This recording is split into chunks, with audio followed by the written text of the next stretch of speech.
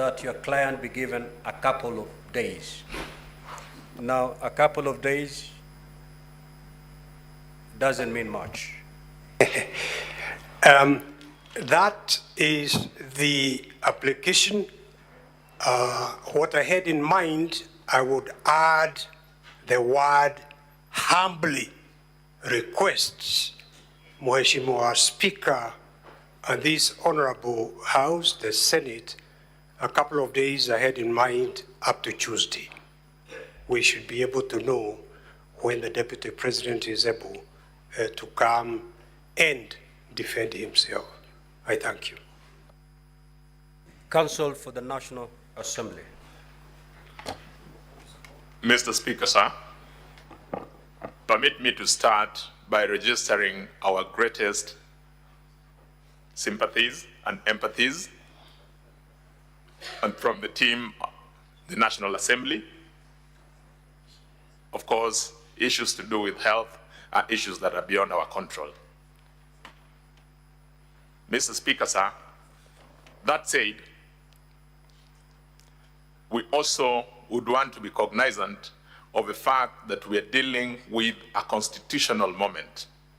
We are dealing with an item whose timelines are prescribed within our Constitution. Mr. Speaker, sir, contrary to what learned senior counsel, Mr. Paul Mwite, would want to persuade this House to believe, the proceedings before this House have not been the subject or have not been transacted pursuant to Article 145(6). Mr. Speaker, sir, on the 9th of October this year, this House did pass a resolution pursuant to the provisions of Article 145(3).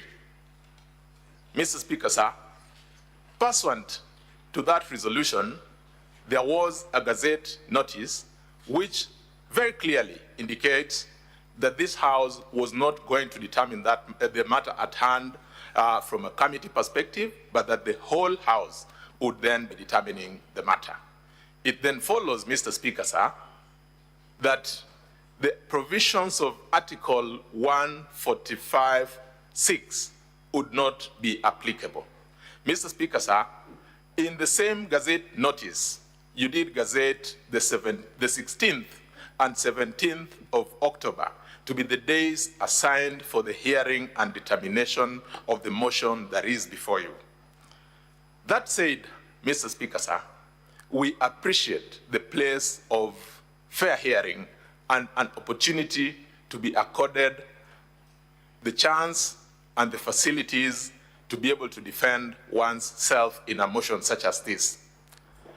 Mr. Speaker, I would want to add that the opportunity to be heard does not have to be oral. The rules of this House permit that parties appearing could elect to be represented, they could elect to come in person, they could file documents. Mr. Speaker, sir, His Excellency, the Deputy President, has participated robustly in the proceedings, both before the National Assembly, where they filed a very, very detailed replying affidavit and a response. Mr. Speaker, sir, if my memory serves me right, let me just make a quick reference. Before the National Assembly, His Excellency, the President, did file a response dated the 8th of October 2024. When the proceedings before this House began, His Excellency, the President, the Deputy President, again filed a very robust response dated the 12th of October 2024. Mr. Speaker, sir, up to this point in time, His Excellency, the Deputy President, together with his team, have had a beautiful opportunity to present their case. They have had an opportunity to cross-examine in great detail all the witnesses that we presented before this House. If anything, Mr. Speaker, sir, if any prejudice were to be occasioned in the course of this, hearing this matter, that prejudice would be on us, because our expectation would be that His Excellency the President would be able to attend and avail an opportunity for the National Assembly to cross-examine him. Mr. Speaker, sir, taking into account the circumstances that we find ourselves in, having also very keenly heard learned senior counsel speak, matters held are not matters to be taken lightly. On the same tone, Mr. Speaker, sir, matters held cannot be given timelines. There cannot be certainty that if an adjournment were to be given even for 1 week, then there is clarity and certainty that we'll be able to proceed on that assigned day. Mr. Speaker, sir, we would urge that we borrow practice that has accorded to other similar organs created by the Constitution.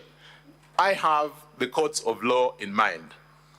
Mr. Speaker, sir, because I earlier on submitted that Article 50 provides for an opportunity, provides for the right to fair hearing, and that fair hearing does not necessarily have to be oral, we have had practice in our Supreme Court where dealing with some of the most important decisions of our lifetimes, including decisions arising from presidential elections, have, in all the elections that we have had parties file submissions and their documents, and that their advocates have had an opportunity to appear before the courts to highlight those documents and pleadings that have been filed. In this occasion, because His Excellency, the Deputy President, has had an opportunity to present all the material that he ought to or he wanted to present, and also had the opportunity to cross-examine all the witnesses that he wanted to cross-examine, all that is left on their side is highlighting. On our part, Mr. Speaker, sir, the part of the National Assembly, so that then we are able to give progress to this matter, we are willing to take the painful decision to forego the cross-examination of His Excellency the Deputy President and only proceed with highlighting submissions in relation to the documents that we have filed before this House. It is our humble view that no prejudice would have been occasioned to His Excellency the Deputy President.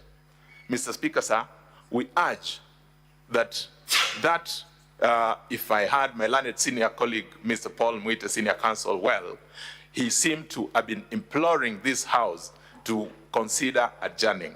Mr. Speaker, sir, let me end by drawing the attention of this court to Rule 12 of the proceedings, the rules governing the proceedings currently underway. Mr. Speaker, sir, Rule 12 of those rules dictates that once the hearing has commenced, it shall proceed up to the end. It does not provide for an option for the House to adjourn. If that is the dictate, Mr. Speaker, sir, of the rules governing the proceedings before this House, we urge that being a country, being an organ of a constitution that is that is controlled by the rule of law and the Constitution, you direct that we proceed with the hearing as had been planned. I am most obliged. Mr. Speaker, sir, just before I leave the ground, maybe I would want to invite my leader, Mr. Honorable James Orengo, Senior Counsel, to also just add one word before you give your directions. I'm most obliged.